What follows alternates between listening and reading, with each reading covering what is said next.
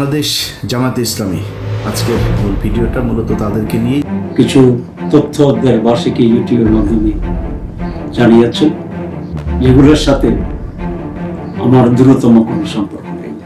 সাংবাদিক ইলিয়াস হোসেনের জামায়াতে ইসলামীর বিরুদ্ধে তীব্র সমালোচনা এবং তাদের নায়েবে আমির ডাক্তার সিয়াদ আব্দুল্লাহ মোহাম্মদ তাহেরের বিরুদ্ধে গুরুতর অভিযোগ বাংলাদেশের রাজনৈতিক ও সামাজিক মাধ্যমে ঝড় তুলেছে।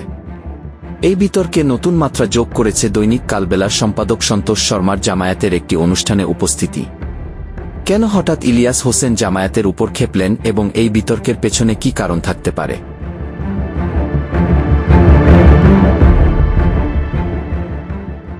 ইলিয়াস হোসেন, যিনি তার ইউটিউব চ্যানেলে প্রায় ৪৫ লাখ সাবস্ক্রাইবার নিয়ে জনপ্রিয়, সম্প্রতি একটি ভিডিওতে বিস্ফোরক অভিযোগ তুলেছেন। তিনি দাবি করেছেন, জামায়াতের নায়েবে আমির ডাক্তার তাহের ভারতের গোয়েন্দা সংস্থার এর এজেন্ট এবং তিনি ভারতের পক্ষে লবিং করেন। এই অভিযোগ জামায়াতের মধ্যে তীব্র ক্ষোভের সৃষ্টি করে।